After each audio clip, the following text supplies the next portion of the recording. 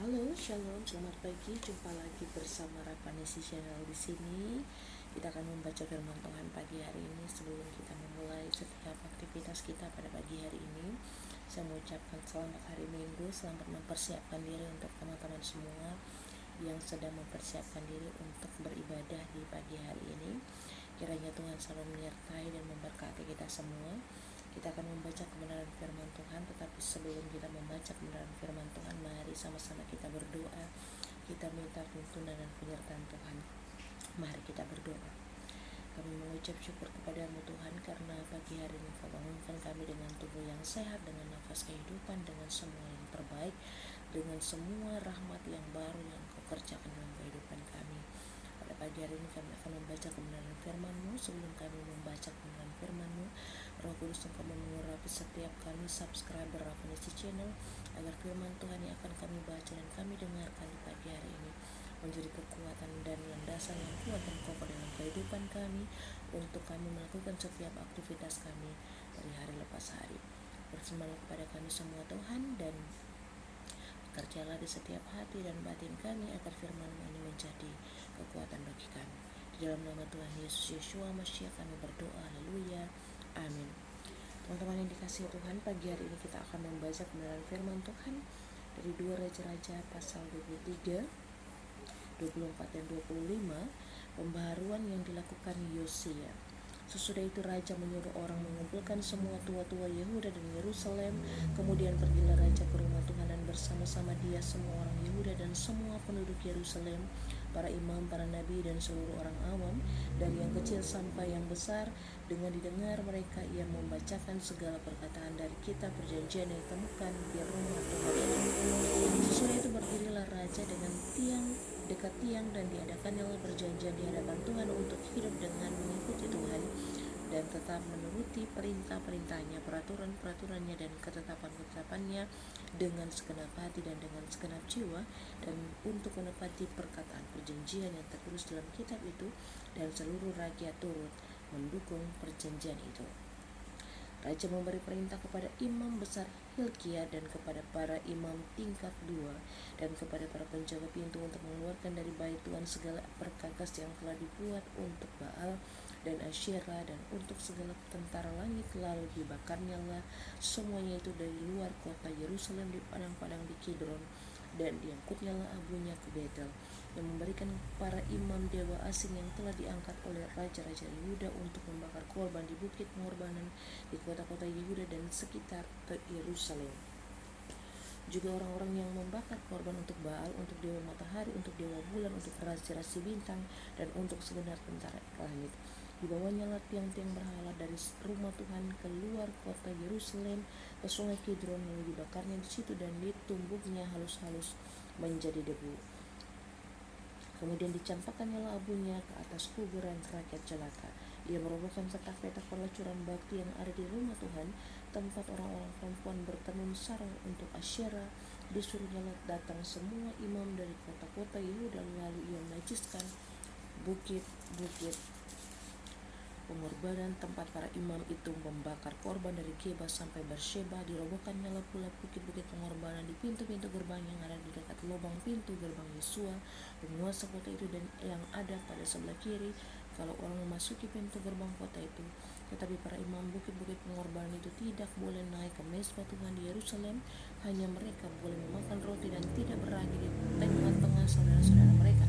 Dia menajiskan juga Tofet yang ada di lembah Ben Hinnom, supaya jangan orang mempersembahkan anak-anaknya sebagai korban dalam api untuk dewa Molek. Dibuangnya kuda-kuda yang ditaruh oleh raja-raja Yehuda untuk dewa matahari di pintu masuk ke rumah Tuhan, dekat bilik Natan Melek pegawai istana yang tinggal di gedung samping. Juga kereta-kereta dewa matahari dibakarnya dengan api. Mezbah-mezbah yang ada di atas soto tempat peranginan Ahaz yang dibuat oleh Raja Yehuda, dan mezbah-mezbah yang dibuat Manasye di kedua pelataran rumah Tuhan dirobohkan oleh raja dan diremukkan di sana, lalu dicampakkannya abunya ke sungai Kidron. Bukit-bukit pengorbanan yang ada di sebelah timur Yerusalem, di sebelah selatan bukit kebusukan, dan didirikan oleh Salomo raja Israel, untuk Asytoret dewa kejijikan sembahan orang Sidon, dan untuk Kamos dewa kejijikan sembahan Moab, dan untuk Milkom dewa kekejian sembahan orang Amon dinajiskan oleh raja. Ia memecahkan tugu-tugu berhala dan menebang tiang-tiang berhala, lalu ditimbulinya tempat-tempat itu penuh dengan tulang-tulang manusia. Juga mesbah yang ada di Betel, bukit pengorbanan yang dibuat oleh Yerobeam bin Nebat yang mengakibatkan orang Israel berdosa. Mesbah dan bukit pengorbanan itu pun dirobohkannya dan batu-batunya dipecahkannya, lalu ditumbuhkannya lah halus-halus menjadi abu dan dibakarnya lah tiang berhala. Dan ketika Yosia berpaling, dilihatnya lah kuburan-kuburan yang ada di gunung di sana. Lalu menyuruh orang-orang mengambil tulang-tulang dari kuburan-kuburan itu, membakarnya di atas mesbah dan menajiskannya sesuai dengan firman Tuhan yang telah diserukan oleh abdi Allah yang telah menyerukan hal-hal ini. Ia berkata, apakah tanda keramat yang kulihat ini? Lalu orang-orang di kota itu menjawab dia, itulah kuburan abdi Allah yang sudah datang dari Yehuda dan yang telah menyerukan segala hal yang telah kulakukan terhadap mesbah Betel itu. Lalu katanya, biarkanlah itu, janganlah ada orang yang menjamah tulang-tulangnya, jadi mereka tidak mengganggu tulang-tulangnya dan tulang-tulang nabi yang telah datang dari Samaria itu. Juga segala kuil di bukit-bukit pengorbanan yang di kota-kota Samaria yang dibuat oleh raja-raja Israel untuk menimbulkan sakit hari Tuhan dijauhkan oleh Yosia, dan dalam hal ini ia bertindak tepat seperti tindakannya di Betel. Ia menyembelih di atas mesbah-mesbah itu semua imam bukit-bukit pengorbanan yang ada di sana, dan dibakarnya tulang-tulang manusia di atasnya. Lalu pulanglah dia ke Yerusalem. Kemudian raja memberi perintah kepada seluruh bangsa itu, rayakanlah Paskah bagi Tuhan Allahmu seperti yang tertulis dalam kitab perjanjian ini, sebab tidak pernah lagi dirayakan Paskah seperti itu sejak zaman para hakim yang memerintah atas Israel dan sepanjang zaman raja-raja Israel dan raja-raja Yehuda. Tetapi barulah dalam tahun ke-18 zaman Raja Yosia Paskah ini dirayakan bagi Tuhan di Yerusalem. Para pemanggil arwah dan para pemanggil roh peramal, juga terafim, berhala-berhala, dan segala dewa kejijikan yang terlihat di tanah Yehuda dan di Yerusalem dihapuskan oleh Yosia dengan maksud menepati perkataan Taurat yang tertulis dalam kitab yang telah didapati oleh Imam Hilkia di rumah Tuhan. Sebelum dia tidak ada raja seperti dia yang berbalik kepada Tuhan dengan segenap hatinya, dengan segenap jiwanya, dan dengan segenap kekuatannya, sesuai dengan segala Taurat Musa. Dan sesudah dia tidak ada bangkit lagi yang seperti dia.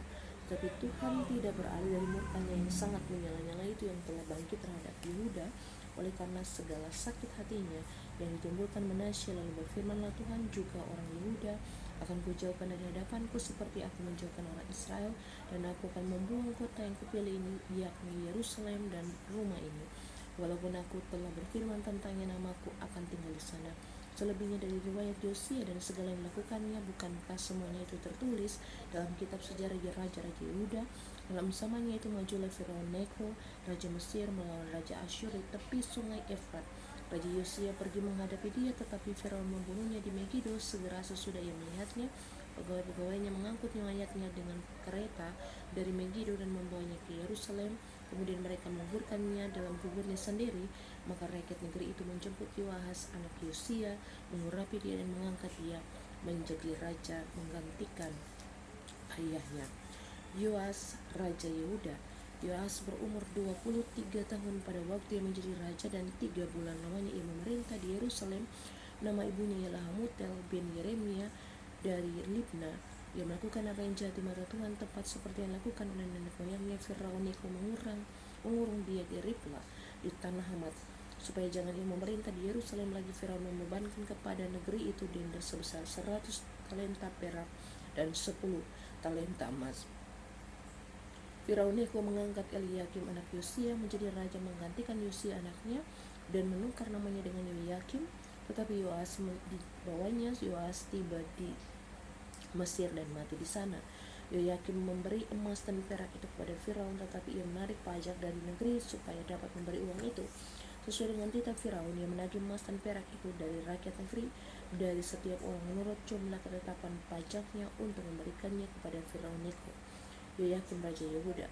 Yoyakim berumur 25 tahun pada waktu ia menjadi raja, dan 11 tahun lamanya ia memerintah di Yerusalem. Nama ibunya ialah Sebuda binti Perdaya, dan dari rumah Ia melakukan apa yang jahat di mata Tuhan, tepat seperti yang dilakukan oleh nenek moyangnya. Dalam zamannya majulah berperang Nebukadnezar Raja Babel, lalu Yoyakim menjadi takluk kepadanya 3 tahun lamanya, tetapi kemudian Yoyakim berbalik dan memberontak terhadap dia. Tuhan menyuruh gerombolan-gerombolan Kasdim, gerombolan-gerombolan Aram, gerombolan-gerombolan Moab, dan gerombolan-gerombolan Bani Amun melawan Yoyakim. Ia menyuruh mereka melawan Yehuda untuk membinasakannya sesuai dengan firman Tuhan yang diucapkannya dengan perantaran para hamba, yaitu para nabi. Sungguh hal itu terjadi kepada Yehuda sesuai dengan titah Tuhan untuk menjauhkan mereka dari hadapannya, oleh karena dosa-dosa Manasye setimpal dengan segala yang dilakukannya, dan juga oleh karena darah orang yang tidak bersalah yang telah ditumpahkannya. Sebab itu ia telah membuat Yerusalem penuh dengan darah yang tidak bersalah, dan Tuhan tidak mau mengampuninya. Selebihnya dari riwayat Yoyakim dan segala yang dilakukannya, bukankah semuanya itu tertulis dalam kitab sejarah Raja-Raja Yehuda? Kemudian Yoyakim mendapat perhentian bersama-sama dengan nenek moyangnya, maka Yoyakim anaknya menjadi raja menggantikan dia. Raja Mesir tidak lagi keluar berperang dari negerinya, sebab Raja Babel telah merebut segala yang termasuk wilayah Raja Mesir, mulai dari sungai Mesir sampai ke sungai Efrat. Yoyakim Raja Yehuda. Yoyakim berumur 18 tahun pada waktu ia menjadi raja, dan 3 bulan lamanya ia memerintah di Yerusalem. Nama ibunya ialah Nehutsa binti Elnatan. Dari Yerusalem ia melakukan apa yang jahat di mata Tuhan, tepat seperti yang dilakukan ayahnya. Pada waktu itu majulah orang-orang Nebukadnezar Raja Babel menyerang Yerusalem, dan kota itu dikepung. Juga Nebukadnezar Raja Babel datang menyerang kota itu, sedang orang-orang yang mengepungnya. Lalu keluarlah Yoyakin Raja Yehuda mendapatkan Raja Babel, dia sendiri, ibunya, pegawai-pegawainya, para pembesarnya, dan pegawai-pegawai istananya. Raja Babel menangkap dia pada tahun yang ke-8 dari pemerintahannya. Ia mengeluarkan dari sana segala barang perbendaharaan rumah Tuhan dan barang-barang perbendaharaan istana raja, juga dikeratnya emas dari segala perkakas emas yang dibuat oleh Salomo Raja Israel di bait Tuhan, seperti yang telah difirmankan Tuhan. Ia mengangkut seluruh penduduk Yerusalem ke dalam pembuangan, semua panglima dan semua pahlawan yang gagah perkasa, 10.000 orang tawanan, juga semua tukang dan pandai besi.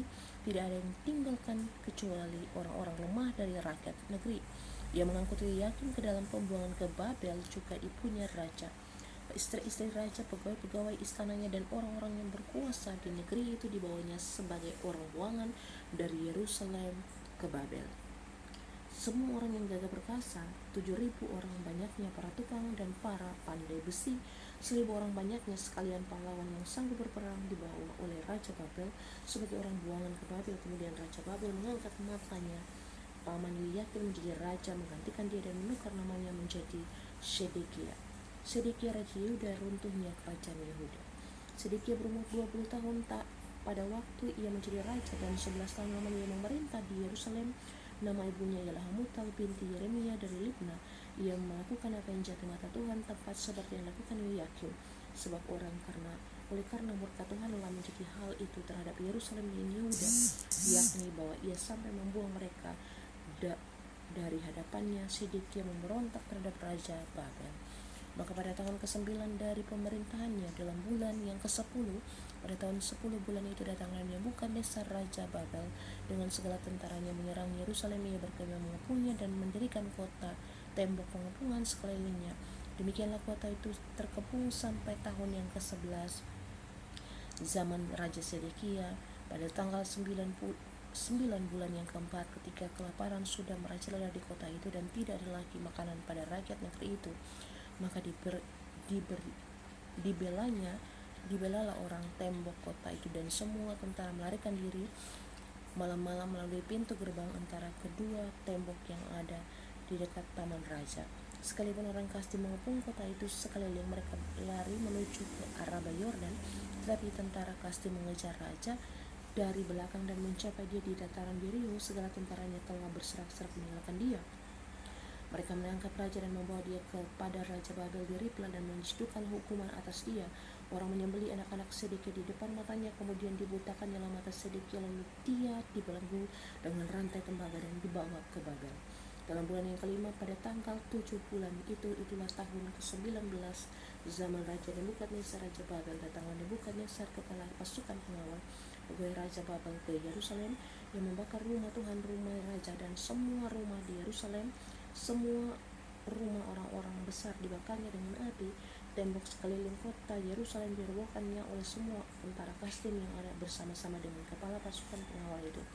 Sisa-sisa rakyat yang masih tinggal di kota itu dan para pembelot yang menyeberang ke pihak Raja Babel dan sisa-sisa kalayak ramai yang diangkut ke dalam pembuangan oleh Nebuzaradan kepala pasukan pengawal itu.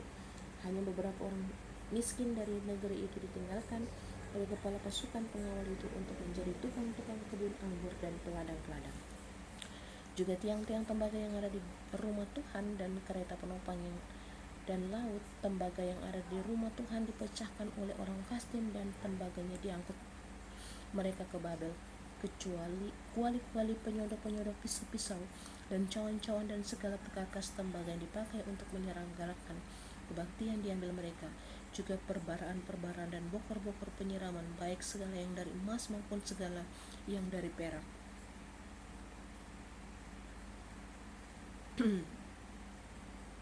Diambilnya oleh kepala pasukan pengawal itu.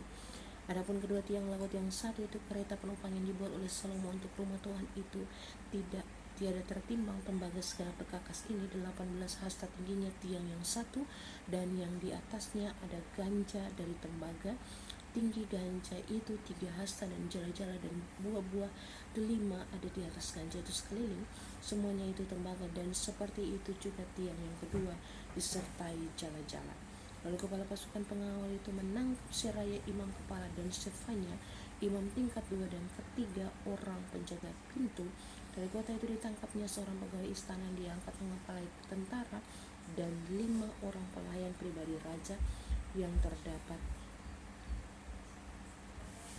di kota itu, dan Panitra panglima tentara yang mengerahkan rakyat negeri menjadi tentara, dan 60 orang dari rakyat negeri yang terdapat di kota itu.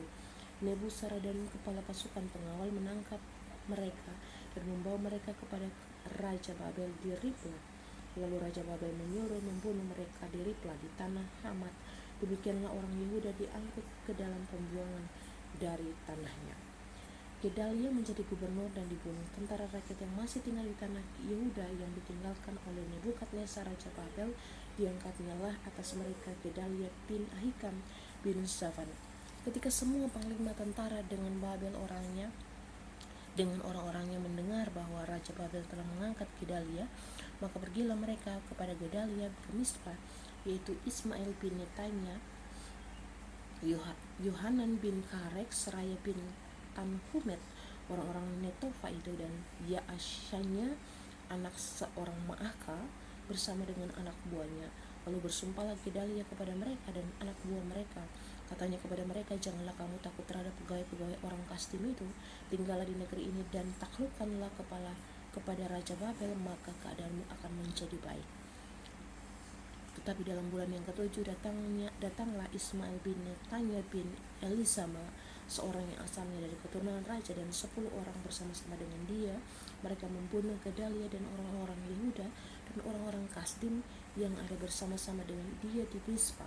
Maka bangkitlah seluruh rakyat dari yang kecil sampai yang besar, serta panglima-panglima tentara, lalu larilah mereka ke Mesir, sebab mereka takut terhadap orang Kasdim itu. Yoyakim dikasihani. Kemudian dalam tahun ke-37 sesudah Yoyakim Raja Yehuda dibuang, dalam bulan yang ke-12 pada tanggal 27 bulan itu, maka Ewil Moredak Raja Babel dalam tahun ia menjadi raja menunjukkan belas kasihannya kepada Yoyakim Raja Yehuda dengan melepaskannya dari penjara. Ewil Moredak berbicara baik-baik dengan dia dan memberi kedudukan kepadanya lebih tinggi daripada kedudukan raja-raja yang bersama-sama dengan dia di Babel. Ia boleh mengganti pakaian penjaranya dan boleh selalu makan roti di hadapan raja dalam hidupnya, dan tentang belanjanya raja selalu memberikan kepadanya sekedar yang perlu tiap hari selama hidupnya. Demikianlah pembacaan firman Tuhan kita pada pagi hari ini dari kitab 2 Raja-Raja. Kita telah mengakhiri ya teman-teman sampai di pasal yang ke-25. Nah teman-temanku yang dikasihi Tuhan, karena di sini ada perikop pembacaan tentang Babel ya teman-teman ya. Maka sekedar saya ingin membahas sedikit ya teman-teman ya tentang pembuangan di Babel ya. Nah, berbicara tentang Babel, tentu kita semua tahu bahwa di sini ada perbudakan atau tidak ada kebebasan yang dilakukan oleh Babel kepada raja-raja Yehuda pada waktu itu, yang tertulis dalam firman Tuhan pada pagi hari ini yang kita baca.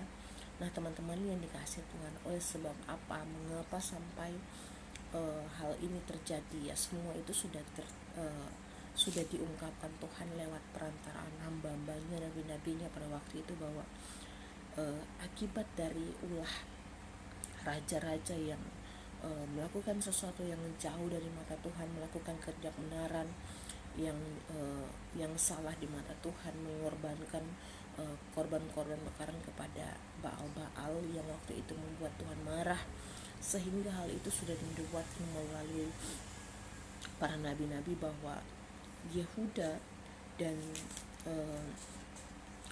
kerajaannya akan dimusnahkan ya teman-teman.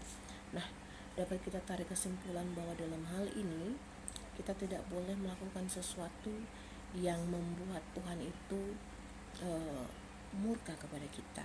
Melakukan hal-hal yang dilakukan oleh raja-raja Yehuda setelah Daud memerintah ya teman-teman ya. Nah, mereka melakukan sesuatu yang tidak benar di mata Tuhan. Itulah yang membuat Tuhan murka. Tuhan tidak berbelas kasihan kepada mereka. Padahal waktu pemerintahan Raja Daud itu, Tuhan memberikan kemenangan demi kemenangan kepada Raja Daud, karena Raja Daud melandaskan segala sesuatu kepada Tuhan Allah Israel pada waktu itu. Dan pada waktu pemerintahan Raja-Raja Yehuda sesudah Daud, mungkin ada beberapa yang pada waktu itu melakukan sesuatu yang baik di mata Tuhan, tapi sebagian besar mereka melakukan sesuatu yang tidak baik di mata Tuhan, yaitu menyembah Baal-Baal yang tidak mereka kenal pada waktu itu ya, sehingga Tuhan murka. Dan pada akhirnya mereka dibuang ke Babel. Dan pada saat mereka dibuang ke Babel, mereka menjadi orang-orang buangan yang tidak memiliki kebebasan ya teman-teman ya. Jadi seharusnya yang bisa kita ambil dari pembacaan kita pada pagi hari ini itu, menjadi orang-orang buangan itu tidak menyenangkan ya teman-teman. Kita berada di bawah pengaruh kerajaan lain, kita berada di bawah tekanan orang lain, kerajaan lain, sehingga kita tidak punya kebebasan. Sementara Tuhan menciptakan kita sendiri pun sebagai makhluk sosial, makhluk yang memiliki kebebasan, makhluk yang memiliki kemampuan untuk memilih ya apa yang harus kita pilih. Oleh sebab itu, jangan pernah salah memilih, jangan pernah salah mengambil langkah, karena jika kita menjadi orang-orang yang di bawah perbudakan orang lain, maka kita akan mengikuti apa yang orang itu mau, bukan mengikuti apa yang Tuhan mau. Kalau kita mengikuti apa yang Tuhan mau, kita bebas untuk memilih.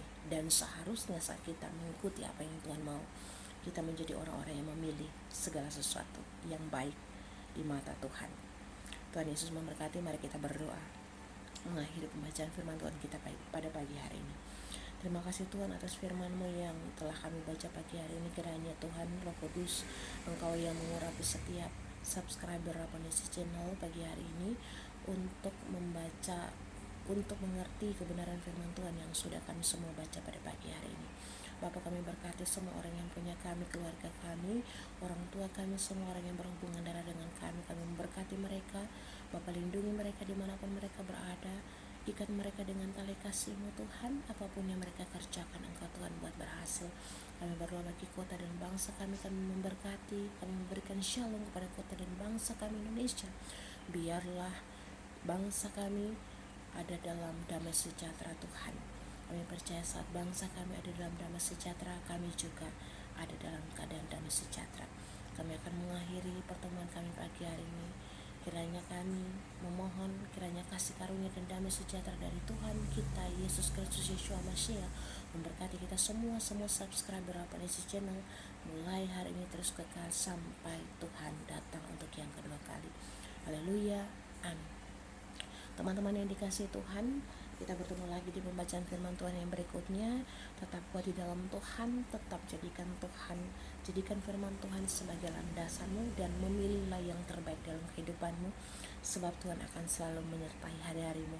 Tuhan Yesus memberkati. Shalom Elohim.